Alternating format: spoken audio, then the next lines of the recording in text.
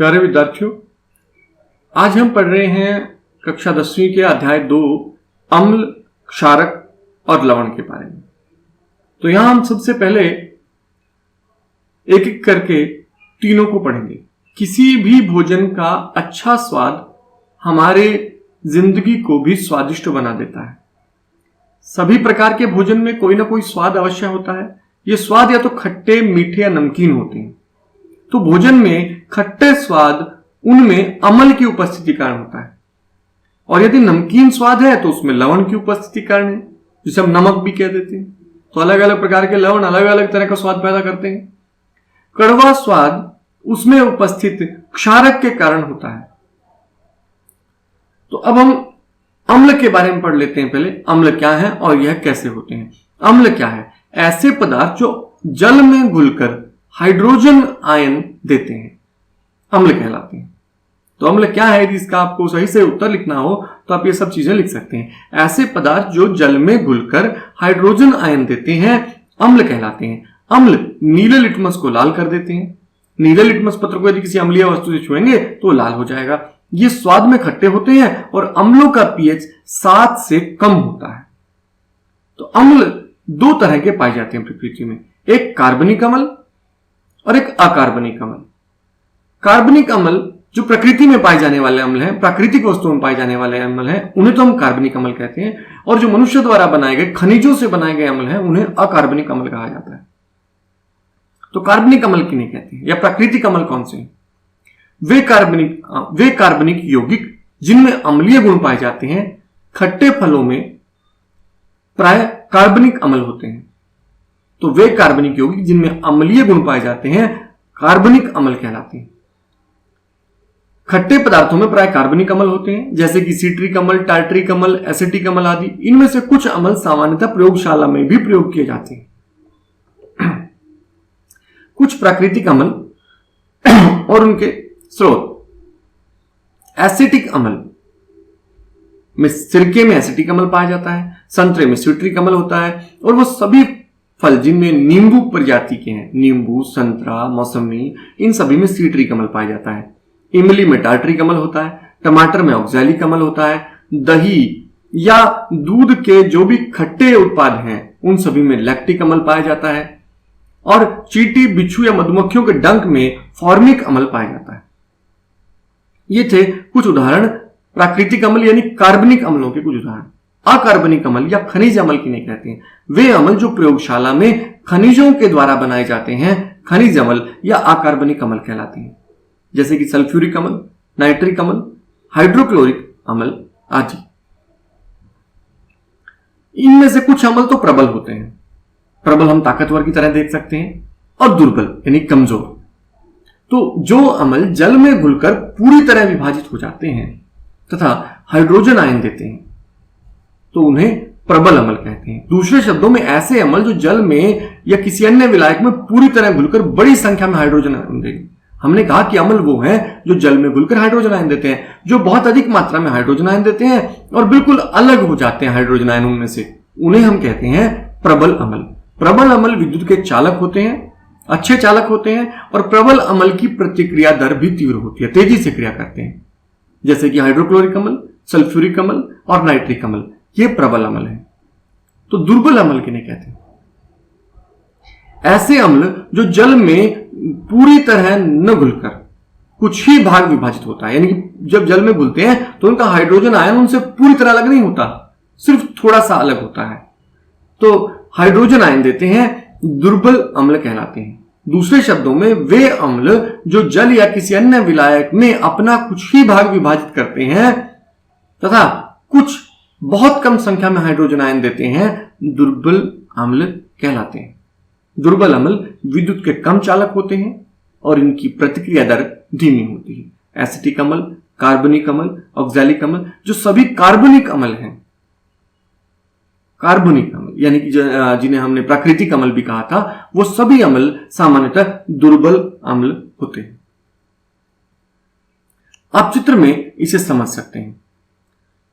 अगर हमने अम्ल को इसमें डाल दिया जल में, तो आप यहां देखिए, जब हमने एक प्रबल अम्ल को जल में डालते हैं तो इसके हाइड्रोजन आयन, ये लाल वालों का आप हाइड्रोजन आयन कह सकते हैं या ब्लू वालों का आप हाइड्रोजन आयन कह सकते हैं और लाल वालों को नेगेटिव। तो आप क्या देखते हैं, हाइड्रोजन आयन पूरी तरह अलग हो गए, दूर दूर हो गए हैं एकदम से। आप देख रहे हैं तो हाइड्रोजन आयन पूरे के पूरे इसमें सभी जगह हाइड्रोजन आयन आप देख रहे हैं अलग हो गए हैं, अपने यौगिक से पूरी तरह अलग होकर, अपने नेगेटिव, अपने ऋणायन से पूरी तरह अलग होकर स्वतंत्र घूम रहे हैं। तो ये एक प्रबल अम्ल है। जबकि आप दुर्बल अम्ल को देखेंगे तो दुर्बल अम्ल को जल में घुलने के बाद उसमें से बहुत थोड़े से हाइड्रोजन आयन ही हमें स्वतंत्र दिखाई दे रहे हैं, बाकी हाइड्रोजन आयन उसमें अलग नहीं हुए हैं, उसमें से एकदम से अलग नहीं हुए हैं, इसलिए हम इन्हें दुर्बल अम्ल कहते हैं। जिनमें से हाइड्रोजन आयन कम प्राप्त होंगे उन्हें हम दुर्बल अम्ल कहेंगे, जिनसे अधिक मात्रा में हमें हाइड्रोजन आयन मिलते हैं उन्हें हम प्रबल अम्ल कहते हैं। तो हम अम्लों को और दो भागों में बांट सकते हैं, एक सांद्र और एक तनु। इसे हम गाढ़ा और पतला भी कह सकते हैं। जब किसी अम्ल का विलय जल में किया जाता है, जब हम किसी अम्ल को जल में विलय कर देते हैं, घोल देते हैं, तो जिसमें जल की मात्रा बहुत कम और अम्ल की मात्रा बहुत ज्यादा हो, ऐसा अम्ल सांद्र अम्ल कहलाता है। सांद्र मतलब गाढ़ा, आप सामान्य शब्दों में प्रयोग कर सकते हैं। ऐसा अम्ल जिसमें जल की मात्रा तो बहुत कम है और अम्ल की मात्रा बहुत अधिक है, उसे हम सांद्र अम्ल कहते हैं।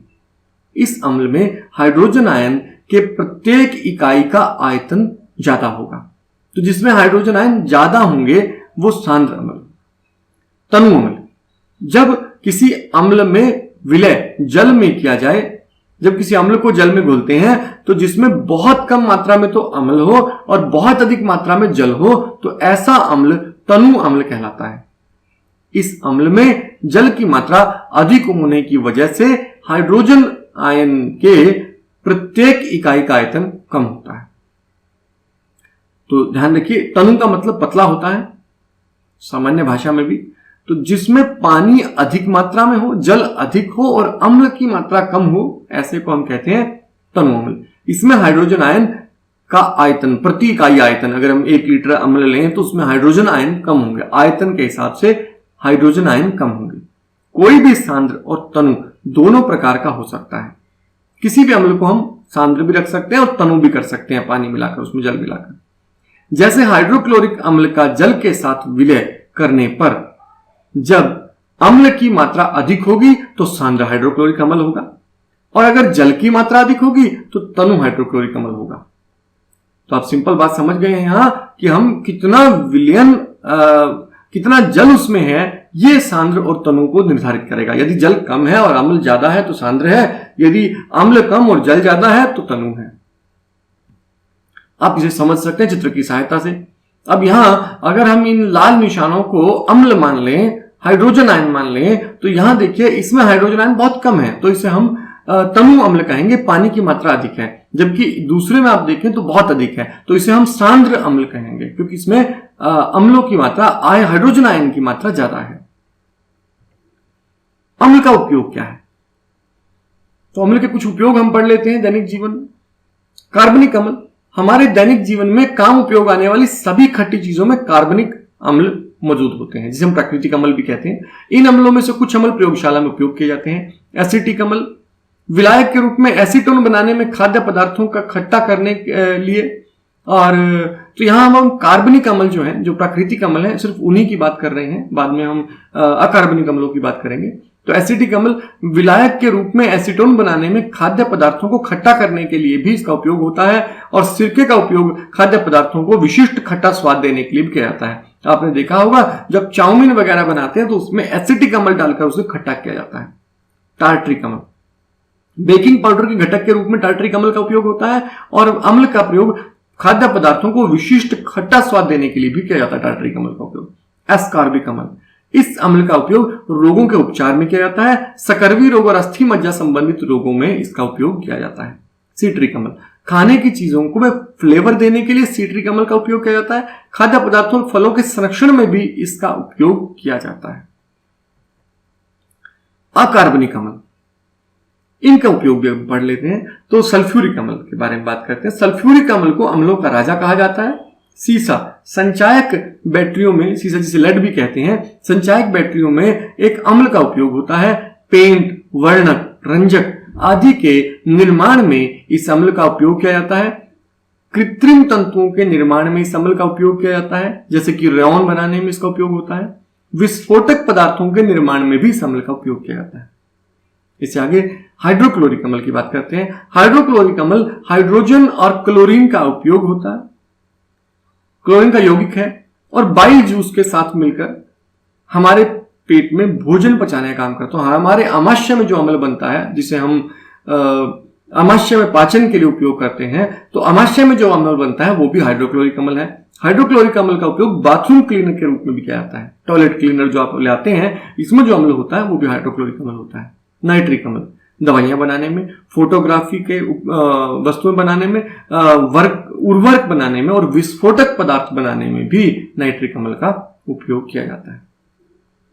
कुछ अम्लों के हम सूत्र यहां देख लेते हैं। सल्फ्यूरिक अम्ल का सूत्र क्या होता है? H2SO4, जबकि हाइड्रोक्लोरिक अम्ल का उपयोग सूत्र है HCl। L हमेशा कैपिटल स्मॉल रहेगा। सल्फ्यूरस अम्ल H2SO3, एसिटिक अम्ल CH3COOH, नाइट्रिक अम्ल HNO3। तो ये कुछ रासायनिक सूत्र हैं अम्लों के, इन्हें आप याद करना चाहिए, बार बार प्रयोग में आएंगे, तो आपको उपयोग करने होंगे अगले कुछ लेसन्स में। अम्लों के गुण क्या हैं? अभी तक हमने अम्लों के बारे में क्या जाना, अम्लों में क्या विशेषता होती है? अम्ल का स्वाद खट्टा होता है। अम्ल नीले लिटमस पेपर को लाल कर देता है। अम्ल का पानी में घोल विद्युत का सुचालक होता है। अम्ल धातु से क्रिया कर हाइड्रोजन गैस बनाता है और अम्ल क्षार से क्रिया करके लवण बनाता है और अम्लों को क्षारों को उदासीन कर सकता है।